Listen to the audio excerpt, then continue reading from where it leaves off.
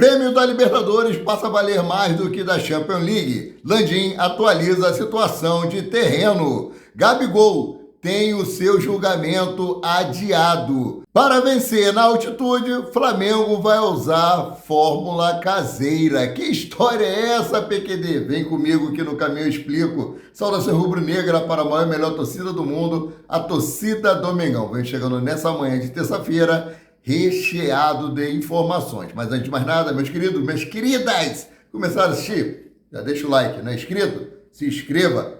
Não nos seguem? Passe a nos seguir e compartilhe os nossos conteúdos, ajude no nosso crescimento. Isso para nós é muito importante. A inscrição de vocês nos seguirem, o like e compartilhar os nossos conteúdos para que nós possamos continuar mantendo vocês informados sobre tudo que acontece nos bastidores do mais querido. Então, vamos para as notícias. Ontem, finalmente, teve o sorteio da fase de grupos da Libertadores da América. O Flamengo ficou aí no grupo E e vai aí jogar na altitude em duas dessas partidas. Era o que temia aí a comissão técnica, os dirigentes do Flamengo também, Rodolfo Landim, Marcos Braz, que estiveram presentes lá no sorteio, foram flagrados cochilando lá na hora do sorteio. Rapaz, mas esse negócio de sorteio é chato. Eles ficam enchendo linguiça para a hora passar e acaba dando sono mesmo. Mas em casa dá sono, quiçá lá, que o cara já viajou não sei quantas horas de avião, entrevista daqui, entrevista dali, mas não é querendo passar pano limpo, pano para os dirigentes não, mas é complicado mesmo, né? Então vamos seguir aqui com as notícias, né? O Flamengo vai até a Colômbia para a primeira semana de abril. É isso aí. Após o sorteio aí de grupos da Libertadores, o Flamengo já conhece o primeiro adversário. Então vamos lá, ó. Adversário do Flamengo aí, o Bolívar, da Bolívia, Milionários, da Colômbia e o Palestino do Chile. A estreia do Mengão será contra os colombianos entre os dias 2 e 4 de abril, entre as finais do Campeonato Carioca. O final do Campeonato Carioca acontece entre o dia 31 e dia 7 de março. Dia 31 de abril, 7 de março. E a estreia do Flamengo, Brasil, né, pela Libertadores da América, entre o dia 2 e o dia 4. Na altitude, a 2.552 metros acima do nível do mar. Né? Era o que temia Marcos Braz. Né? Além da viagem longa, jogar na altitude. Né? Espero que o Tite consiga trabalhar bem aí o elenco do Flamengo para que ele consiga dar conta aí dessa estreia, que tem que estrear bem. Já falei ontem. A Libertadores da América é importantíssima. Nós podemos ser tetracampeão aí. E vamos com tudo. Olha só a maratona do Flamengo. Dia 30 a 31 de março, Nova Iguaçu. E Flamengo no Maracanã. Entre dia 2, 3 ou 4 de abril, os Milionários. Flamengo e Milionários, né?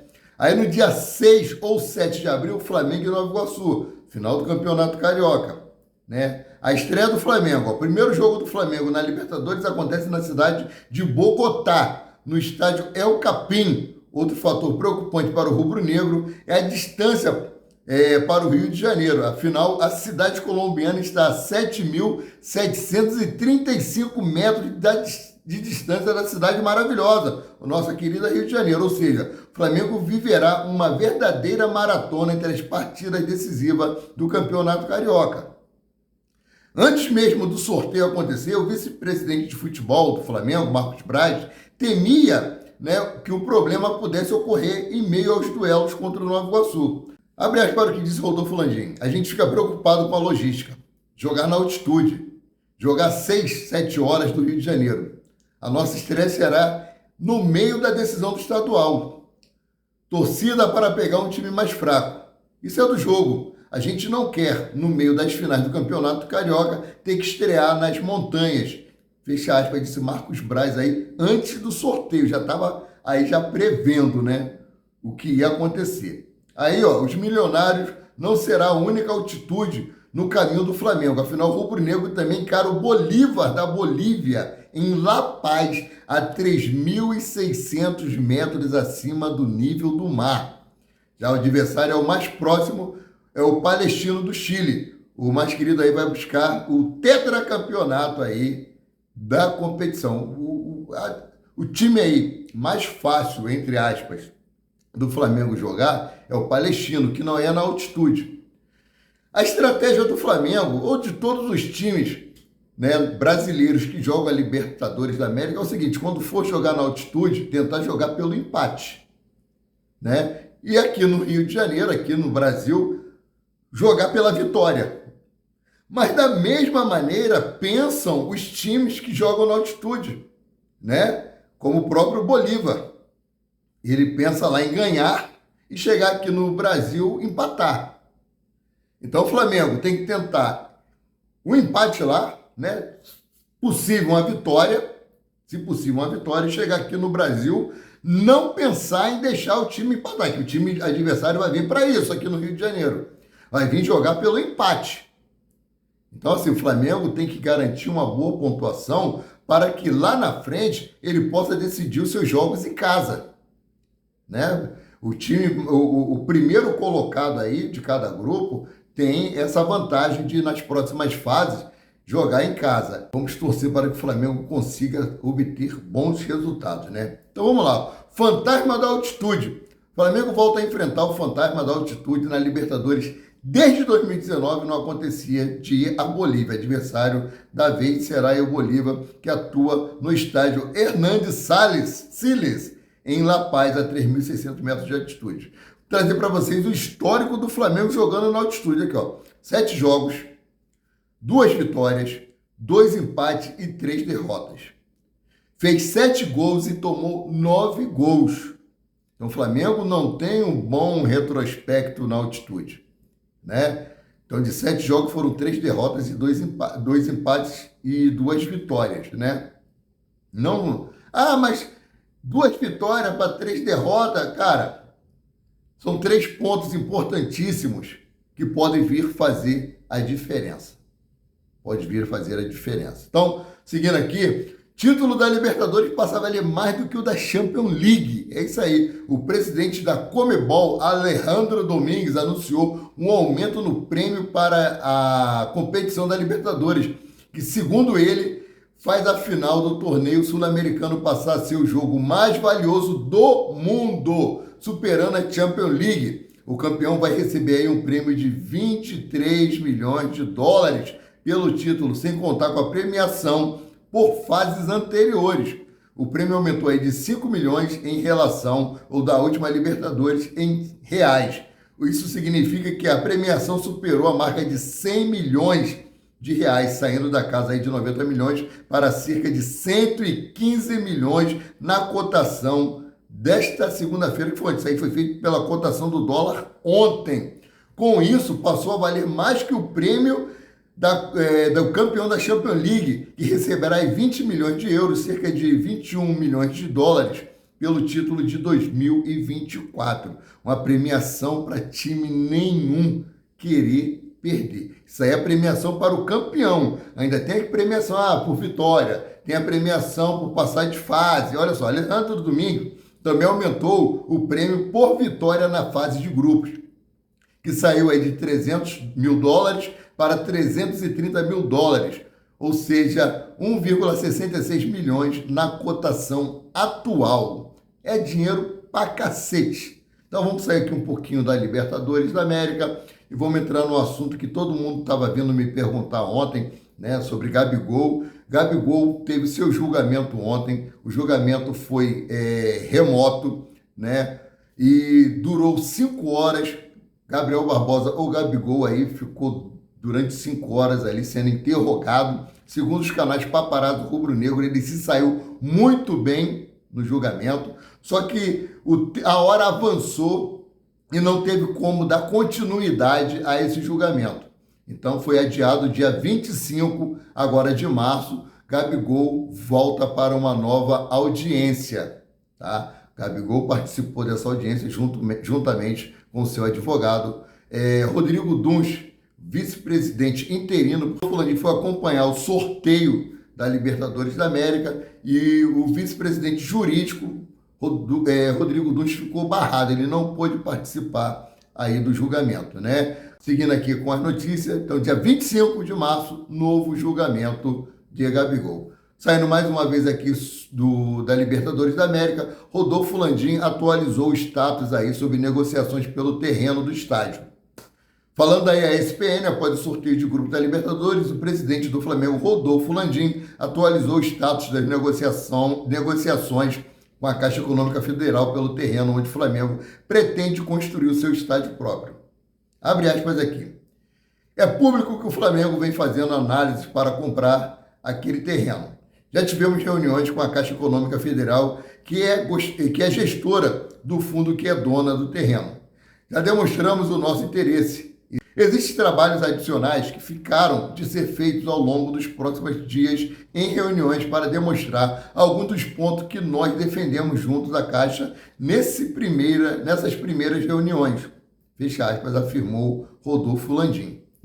Landim disse também que a compra do terreno na região do gasômetro é a prioridade do Flamengo, mas ele tem um plano B, caso não consiga o terreno do gasômetro. Abre aspas aqui, é um trabalho em andamento. Espero que acabe tendo sucesso, porque lá é o terreno que nós escolhemos como nossa prioridade, fecha aspas, afirmou. Questionado aí qual seria a segunda opção, Landim citou locais, mas disse que não há apenas uma, mas duas alternativas ao terreno do gasômetro. Ou seja, existe o plano B e o plano C. Existem duas outras opções que a gente tem, mas falo lá no gasômetro. É a nossa opção. Se porventura a gente não conseguir lá, a gente vai passar para a segunda opção, fecha aspas, concluiu aqui Rodolfo Landim, Falando do Flamengo, sobre os dias de folga, o elenco do Flamengo tem a sua última folga hoje, antes da reapresentação para a final do Campeonato Carioca, Depois que o elenco carimbou aí a classificação para a final, o técnico Tite deu 3 dias de folga no domingo, na segunda e hoje. E o elenco se reapresenta amanhã no CT Ninho do Urubu, às 15 horas. O treino deve começar aí por volta das 16 horas.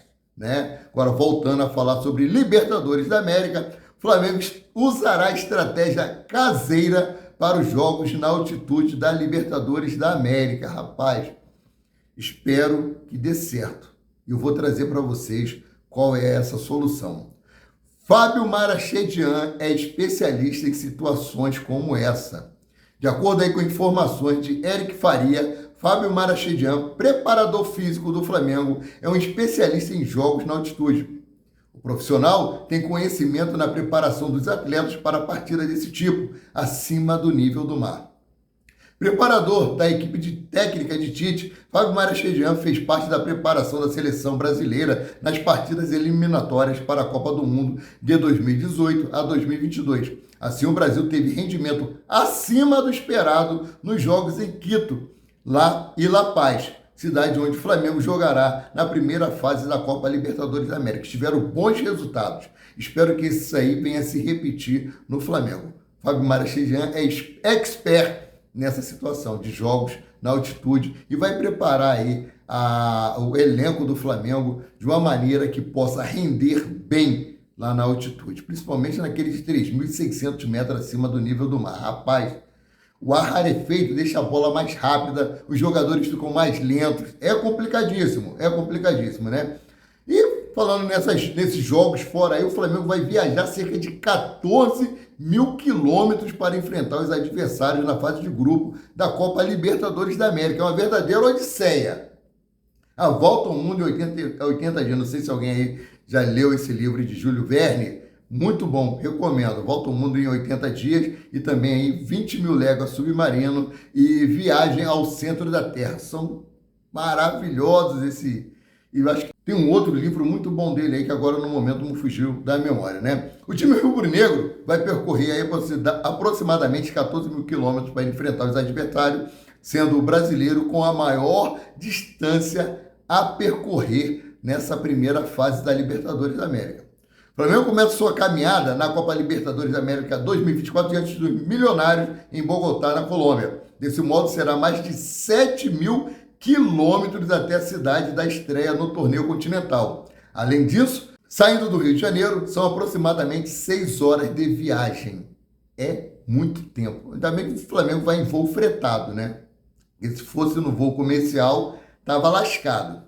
Para enfrentar o Bolívar, o Flamengo viajará até La Paz. Com isso, o time rubro-negro terá que percorrer cerca de 4.000 quilômetros até a cidade da equipe boliviana. Além disso, serão necessários mais de 8 horas de voo. Isso porque não há voos direto para o local do Brasil. Já falei, vai de jatinho, vai de jatinho.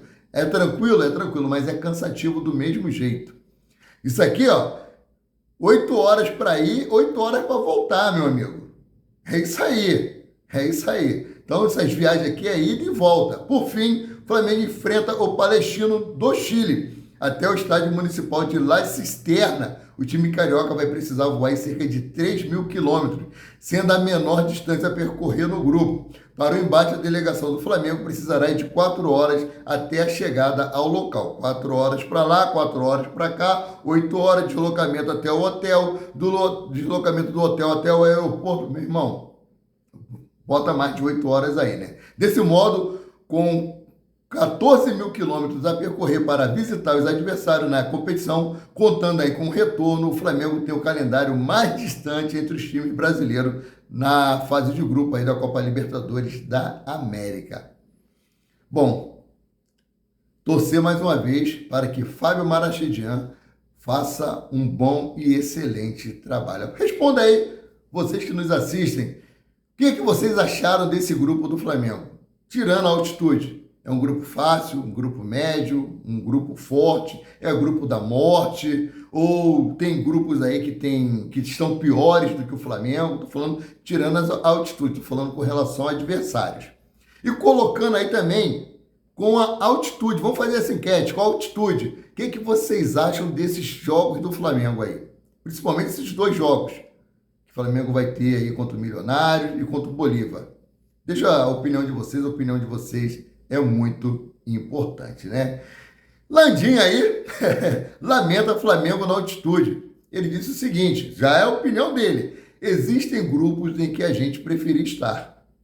Para Landim, o grupo não tá bom, né? Eu também acho que não está, minha opinião. Acho que não está. A altitude é complicadíssima. Os adversários, nem tanto. Desses 18 pontos que o Flamengo vai disputar aí, ele tem que fazer no mínimo uns 16. Estou colocando aí um empate só.